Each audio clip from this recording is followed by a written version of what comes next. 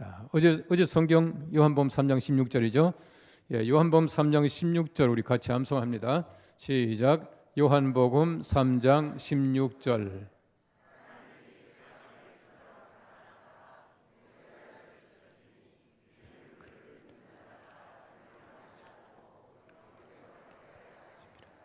요한복음 3장 16절. 예, 감사합니다. 수고하셨고요. 우리 40일 동안 열심히 말씀을 잘 묵상하시고 또 암송할 수 있기를 바랍니다.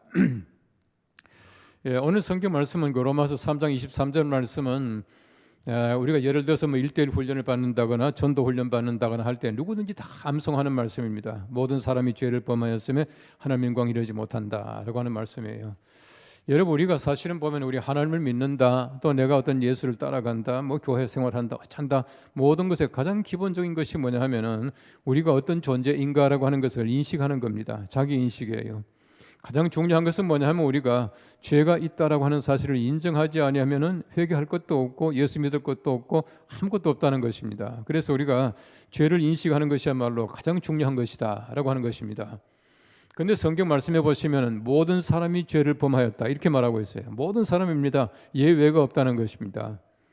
여러분, 우리나라의 최초의 번역 소설이 뭔지 아시죠? 우리나라 한국 최초의 번역 소설은 철로역정입니다. 철로역정을 최초에 누가 번역했을까? 게일 목사님. 우리 게일 목사님이 최초에 번역했는데 그 철로역정에 보시면 흔히 말하는 그 그리스도인, 그 순례자가 있지 않습니까? 이 순례자가 어느 방에 들어가요. 이 방에 들어가는데 보니까 얼마나 먼지가 많이 쌓였는지 먼지를 막 쓸어내요. 먼지를 막 쓸어내니까 먼지가 없어집니까? 먼지를 갖다 막 쓸어내니까 오히려 먼지가 더 많이 날아다니게 되고 더 많이 내 몸에 묻게 되는 거지. 우리가 세상에 살아가면서 보십시오. 우리가 죄를 떨어버린다라고 말하지만은 죄를 떨어버리는 것이 아니라 내가 세상에 살다 보면 나도 모르게 죄가 내 속에, 내 마음 속에 또 내 몸 속에 그 죄가 항상 이렇게 함께 하게 된다는 것이에요. 뭐 여러분 우리가 남자분들 그 넥타이를 메고 항상 그 와이셔츠를 입어야 되시는 분들은 보십시오. 한 이틀만 입으면 더 이상 못 입어요. 입고 싶어도 좀 지저분해 보이고 또 우리가 다른 사람 만날 때도 또 예의가 아니고 하기 때문에 저 같은 경우도 거의 한 2번 정도밖에 못 입는 것 같아요.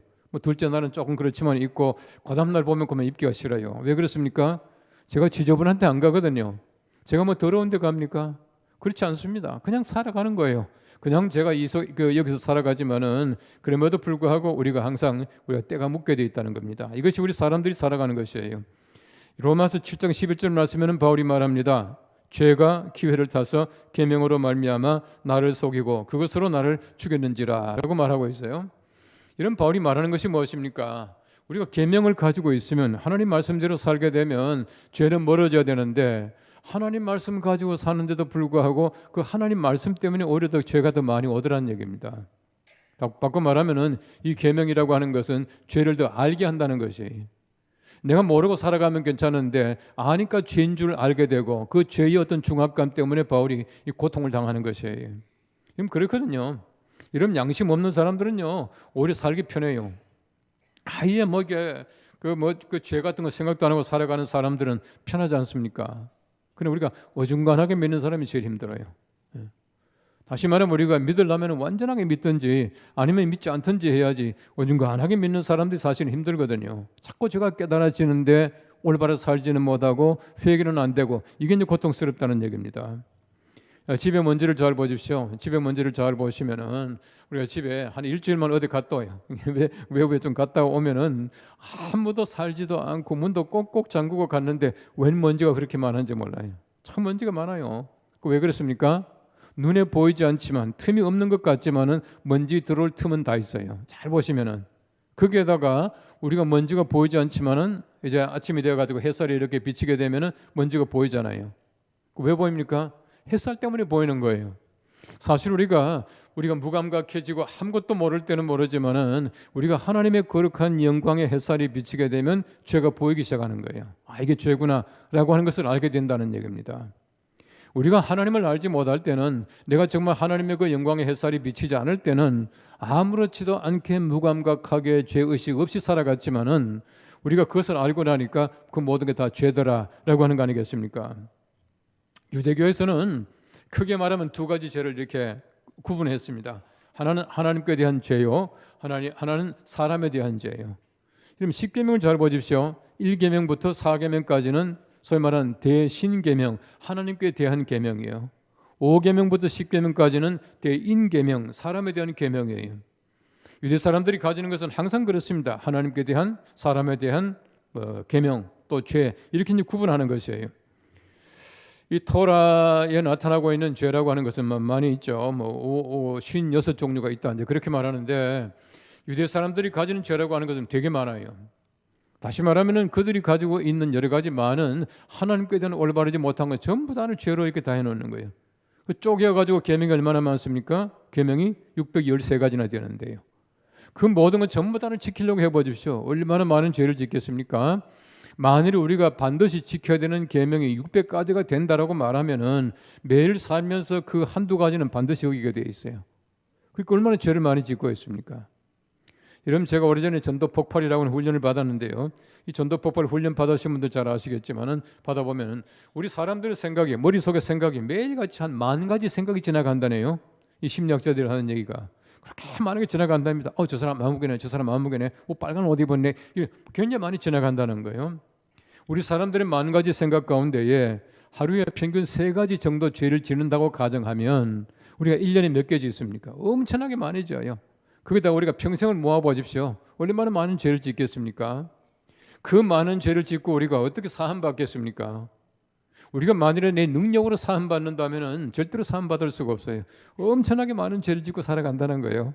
하나님의 은혜가 아니고서는 절대로 우리가 그 모든 죄를 사함받을 수가 없다고 하는 것입니다. 우리 가톨릭 교회, 가톨릭 교회가 아니죠. 우리 종교개혁 이전이니까 교회가 이 그레고리 6세라고 하는 그 교황이 미안합니다. 그레고리 1세 교황이라고 하는 분이 6세기의 교황인데, 이분이 그 당시에 제목을 정해놨어요. 제목을 정해놨다가 한 얼마 전에 그 베네딕토 16세가 소위 말하는 그 20세기에 최근에 다시금 그 죄를 정했습니다. 그 신 7대 죄악이에요. 7가지 죄악입니다. 한번 들어보십시오. 7가지 큰 죄악이 뭐냐 하면은, 첫째가 환경 파괴, 윤리적인 논란이 큰 과학 실험, 유전자 조작 실험과 배아줄기 세포 연구, 마약 거래, 소수의 과도한 부축적으로 인한 사회 불공정, 낙태, 소아성애, 이것이 바로 7가지 죄다, 그렇게 정했어요. 여러분, 우리 최근에 보시면은 우리 죄 같지 않은 죄가 얼마나 많은지 몰라요.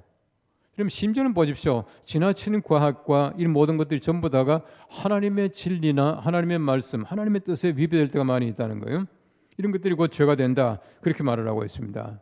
또 엄밀하게 말하면 제가 자주 얘기하지만은 우리 정통신학에서 죄가 뭡니까? 하나님과의 분리 떨어져 있는 것. 그 죄를 짓고 나면 하나님과 떨어져 있어요.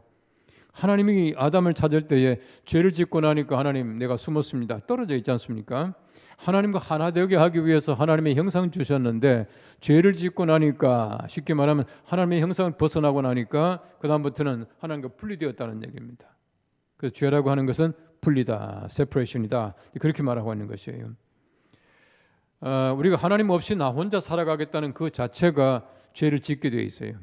죄를 짓게 되어 있습니다. 하나님 없이 절대 혼자 살아갈 때는 우리가 올바르게 살아갈 수가 없어요. 하나님께서 뭘 원하시는지, 하나님의 계획이 무엇인지를 알지 못하고 내가 내 뜻대로 할 수밖에 없는 것입니다. 이것이 곧 죄라고 하는 것이에요. 여러분 아시는 대로 다윗은 시편 51편에서 자기의 죄를 이렇게 고백합니다. 물은 나는 내 죄과를 나오니 내 죄가 항상 내 앞에 있나이다. 내 죄가 항상 내 앞에 있습니다. 항상 나는 죄와 더불어 살아갑니다. 내가 죄를 벗어날 수 없습니다라고 하는 그런 뜻이에요. 여러분 보시면 우리가 항상 죄가 내 앞에 있거든요. 죄는요 절대 멀리 있지 않습니다.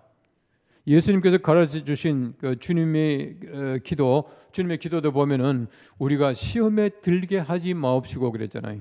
항상 시험이 있습니다. 시험이 있지만 그 속에 들지 않는 것이 바로 우리가 해야 될 일이에요. 시험은 항상 있어요. 마르틴 루터는 참 재미있는 표현을 했습니다. 새가 내 머리 위로 날아다니는 것은 내가 어찌할 수 없지만은, 금할 수 없지만 새가 내 머리에 앉아서 둥지를 틀고 앉아 있는 것은 내가 허락할 수 없다 그랬어요. 이 새가 왔다 갔다 하는 거 어떡하겠습니까? 여러분 우리가 성경 말씀에서 구약이나 신약이나 새라고 하는 것은 마귀의 상징입니다. 마귀의 상징이에요. 새가 와서 씨앗을 물고 가버렸다, 이런 거 있죠. 그 새는 우리 성경에서는 마귀의 상징이에요. 근데 보십시오. 마귀가 왔다 갔다 해요. 시험하는 자가 있습니다. 그러나 시험하는 자가 내 속에 와서 둥지를 틀고 앉아서 내가 죄의 사람 되게 만드는 것은 내가 허락할 수 없다는 거예요. 우리 모든 사람이 다 죄가 있다는 것을 일단은 우리가 인정해야 되는 것입니다. 우리가 첫째는 보십시오. 모든 사람이 죄를 지은 죄인입니다. 로마서 3장 23절 상반절에 말합니다. 모든 사람이 죄를 범하였음에 그렇게 말하고 있습니다. 죄는 예외가 없다는 겁니다. 여러분 절대로 여러분들이 원죄 때문에 내가 죄를 짓는다 그렇게 생각하지 마십시오. 여러분 잘 보십시오. 모든 사람이 죄를 범하였음에 그랬습니다. 이게 무슨 말입니까? 모든 사람이 아담 때문에 죄가 있다 이 말이 아닙니다. 그럼 예를 들어 가지고 모든 사람이 죄를 범하였음에 그러지 말고 아담이 죄를 범하였음에 그렇게 말해야 될 거 아닙니까? 아담 때문에 내가 죄가 있다고 아담 원망하지 말라는 얘기입니다. 내가 지금 죄를 범하고 있어요. 원죄라고 하는 것 때문에 우리가 많은 죄를 짓고 있다는 얘기입니다. 원죄가 뭐냐? 죄의 뿌리예요. 흔히 말하는 죄성입니다. 우리 사람들이 죄성을 가지고 있기 때문에 나도 모르게 죄를 짓는다는 얘기예요. 그러니까 우리 아담 때문에 내가 원죄를 가지고 있어서 어쩔 수 없다. 죄 짓고 살자. 이게 아니라는 얘기입니다. 아담이 죄를 짓기 때문에 모든 사람이 지금도 죄를 짓고 있다는 얘기입니다. 아담을 원망하지 말고 내 죄가 있다고 하는 거예요. 내가 지금 죄를 짓고 있다는 것을 고백하라 하는 그런 뜻이에요. 원죄라는 죄성을 가지고 있기 때문에 누구나 다 죄를 범하고 있어요. 누구나 다 합니다. 누구나 다 죄를 범하고 있다는 거예요. 이런 거 셜록 홈즈라고 하는 그 소설을 쓴 저자인 그 아드 코난 도일이 좀 장난기가 심했대요. 자기 그 친구들 아주 친한 친구 12명이 있었는데요. 그 12명에게 갑자기 전보를 보냈대요. 장난치느라고. 전보를 보냈대요. 전보 내용이 뭐냐? 다 들통났다. 빨리 도망가라 했대요. 뭐 내용도 안 쓰고 다 들통났다. 빨리 도망가라 하고 12친구에게 전보를 보냈더니 그 다음날 24시간 만에 10친구가 다 도망가고 없더래요. 뭔지 모르지만 지금 전부 다 마음속에 뭔가 이제 죄를 짓고 지금 쉽게 말하면 캥기고 있다는 얘기 아닙니까? 다 도망갔다는 얘기예요. 죄 없다 말할 수 있는 사람이 하나도 없다는 겁니다. 항상 우리는 자기 중심성, 내가 내 뜻대로 하려고 하는 것 때문에 우리 죄라고 하는 것은 항상 멀리 있지 않고 내 가까이 있다는 것입니다. 이것 때문에 우리가 항상 하나님의 은혜 가운데 살아갈 수밖에 없다는 겁니다. 죄가 있기 때문에 그렇다. 그렇게 말하고 있어요. 우리가 평생을 돌아볼 때에 죄 없다고 말할 수 있는 사람 누가 있겠습니까? 성경 말씀에 위인이라고 많은 사람들 보십시오. 베드로도 바울도 뭐 모든 사람은 전부 다가 죄를 짓던 사람이에요. 죄를 짓는 사람. 제가 늘 얘기하지만은 베드로가 예수님께 고백하지 않습니까? 나는 죄인입니다. 나는 죄인입니다. 이 말은 무슨 뜻이냐면은 나는 과거에 죄를 지었습니다 라고 하는 고백이 아니에요. 나는 죄인입니다라고 하는 고백은 내가 과거에 죄를 지었습니다. 앞으로 또 죄를 지을 수 있습니다. 내가 죄성을 가지고 있습니다라고 하는 고백이에요. 영어로 말하면 I am a sinner 그러지 않고 I am a sinful man. 나는 sinful하다. 죄성을 가지고 있다. 그렇게 고백했다는 겁니다. 이 베네딕트 그레쉘이라고 하는 분이 말했습니다. 성인은 우리 대다수보다 더욱 자주 회개하는 죄인일 뿐이다. 성인들은 자주 회개하는 죄인이에요. 성인이 누구냐? 죄인인데 자주 회개하는 사람들이라고 하는 거예요. 우리도 마찬가지입니다. 죄를 짓지만 우리가 회개하고 깨끗하게 살아가면 우리도 하나님 앞에서 성인이에요. 거룩한 사람들입니다. 그래서 우리가 항상 하나님의 은혜 가운데서 회개하고 살아갈 수밖에 없는 것이에요.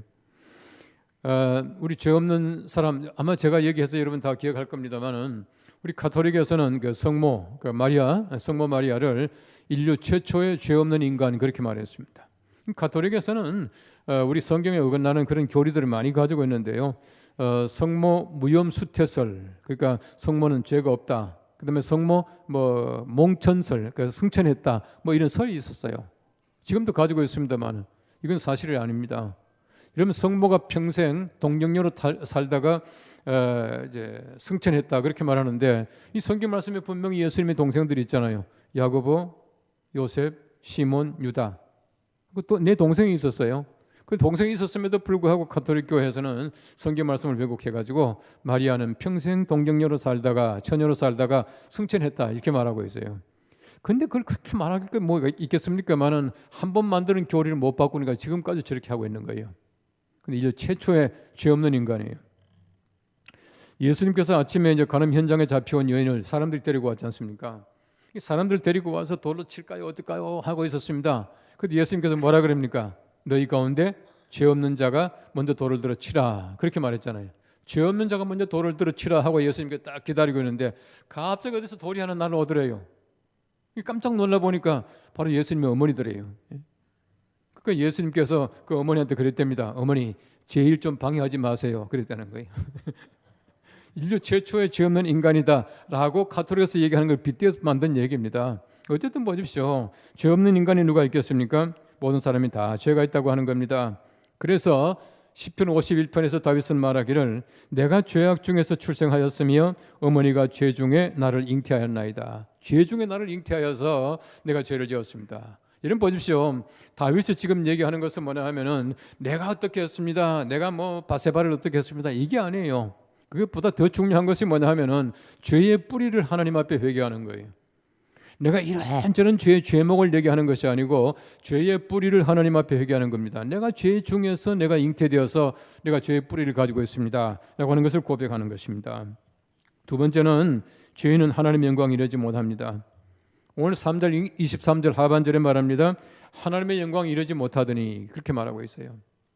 학자들이 이제 두 가지 해석 가지고 있습니다. 이 말은 무슨 말이냐면은 우리가 죄를 짓고 있는 동안에는, 우리가 살아 있는 동안 생전에 우리 하나님 앞에 영광 되지 못한다.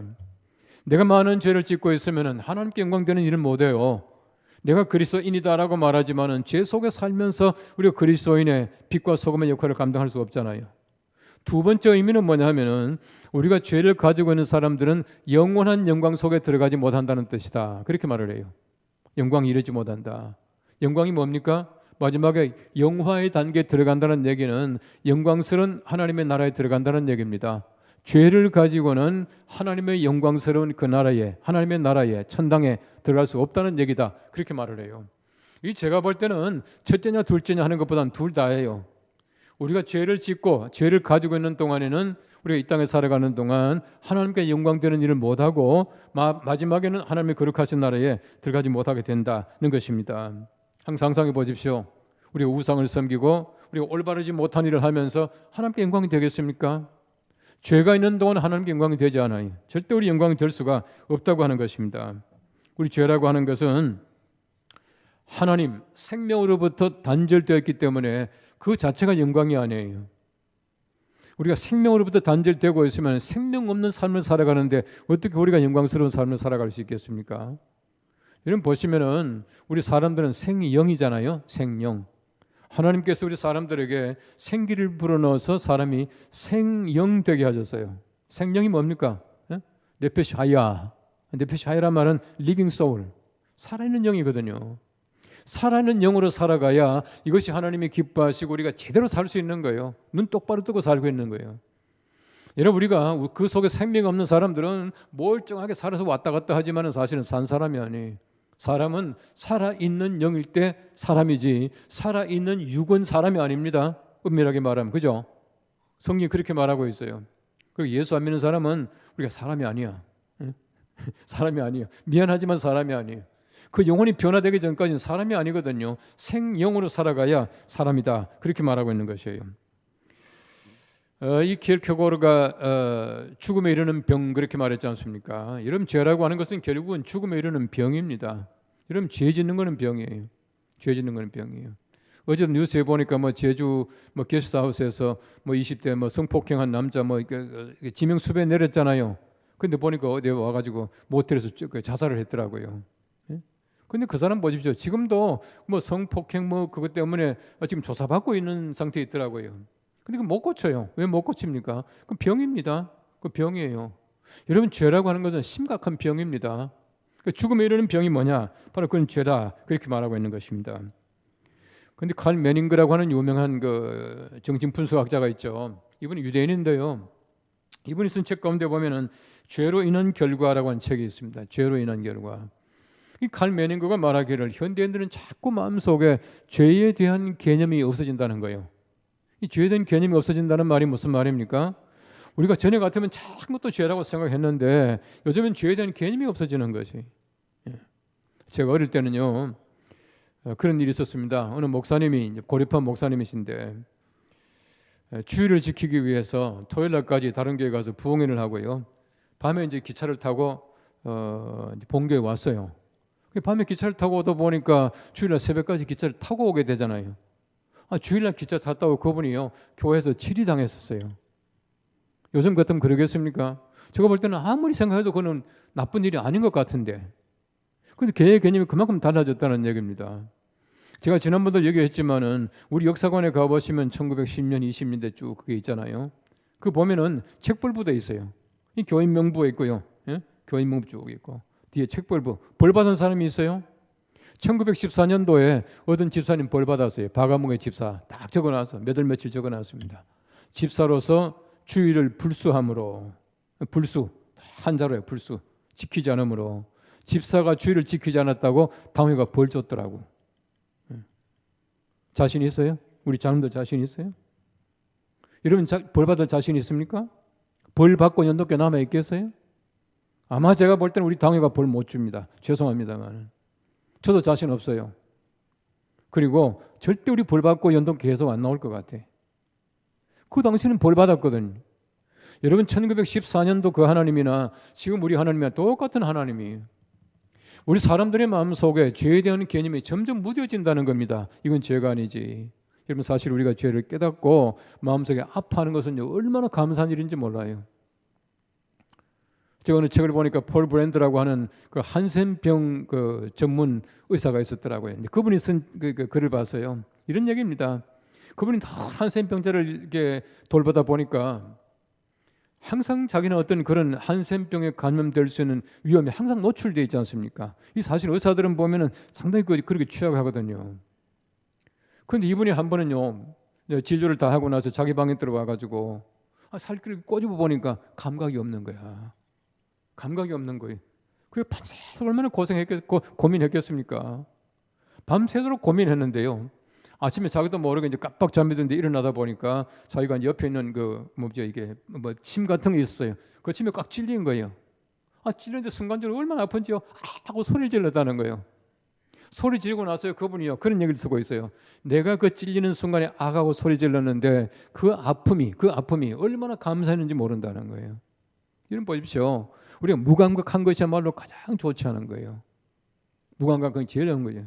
여러분 암이라고 하는 게 그렇지 않습니까? 처음에 이렇게 만들어질 때는 모른다는 거 아닙니까? 이러면 사실은 보면 소위 말하는 자각 증세가 없는 병이 가장 안 좋은 병이거든요. 여러분 감기 걸리는 거 얼마나 감사한지 몰라요. 저도 조금만 말이죠 불편하면 금방 감기 걸려요. 제가 어제는 조금 불편했어요. 그래서 집에 가가지고 또 막 뭐 이렇게 반신욕도 하고 뭐 이러면서 제가 좀 이렇게 회복하는데요. 여러분 사람이 감기 걸리고 또 기침도 좀 하고 열도 나고 정말 감사해야 돼. 우리가 사실은 보십시오. 죄를 짓고 나서 우리 마음속에 감각이 있고요. 우리 마음속에 정말 괴로운 마음을 가지고 있다는 그 자체가, 아픔이 있다는 그 자체가 얼마나 감사한지 몰라. 많은 사람이 점점 무뎌지거든요. 우리가 그런 사람들은 하나님 영광 이루지 못한다는 거예요. 정말 아파하는 사람들이 그게 하나님의 영광이에요. 하나님의 영광이 뭡니까? 영광은 하나님을 인정하는 것이다. 그렇게 제가 말씀을 드렸어요. 어쨌든 보십시오. 우리 항상 보면은 죄라고 하는 것은 멀리 있지 않습니다. 우리 모든 하나님의 피조물 가운데서 하나님께 대해서 대항하고 죄를 짓는 것은 두 종류다. 하나는 타락한 천사고 하나는 인간이다. 그렇게 말하잖아요. 사람은 항상 그렇게 살아갑니다. 어쨌든 우리가 하나님의 은혜 가운데 살아갈 수밖에 없는데 하나님의 은혜 잠시만 떠나가면은 죄가 너무너무 가까이 있다는 거예요. 그렇지 않기 위해서 항상 우리가 하나님 가까이 모셔야 해요. 모든 사람이 죄가 있습니다. 죄를 가지고는 영광에 이르지 못해요. 이 땅에 있는 동안도 영광스러운 삶을 살지 못하고 하나님의 거룩한 영광에 들어가지 못한다라고 하는 것입니다. 아무쪼록 우리가 죄를 인식하고 또 항상 죄를 느낄 때마다 우리가 하나님 앞에 고백하고 회개하고 이렇게 살아갈 수 있는 우리 모두가 되기를 바랍니다. 다시 한번 로마서 3장 23절 말씀을 우리 같이 기억하신 분들은 암송하고요. 띄워주세요. 시작. 로마서 3장 23절 모든 사람이 죄를 범하였음에 하나님의 영광에 이르지 못하더니. 기도하겠습니다. 우리 하나님 아버지 감사합니다. 주님께서 우리들에게 거룩한 주님의 말씀과 또 우리 속에 거룩한 양심을 주셔서 우리 죄를 깨닫게 하시고 또 죄를 통해서는 하나님께 영광에 이르지 못한다는 사실을 알게 하심을 감사합니다. 하나님 우리가 죄를 고백하게 하시고 고백된 죄가 하나님 앞에 사함받게 하시고 그렇게 함으로 말미암아 매일매일 우리가 죄를 씻어 깨끗함을 가지고 살아갈 수 있게 도와주시기를 원합니다. 하나님 죄를 가지고는 올바르게 살아갈 수 없사오니 주님 우리 속에는 모든 죄가 주님 앞에 고백되고 사함받는 그 기쁨을 날마다 맛볼 수 있도록 하나님 은총 베풀어 주시옵소서. 예수님의 이름으로 기도합나이다.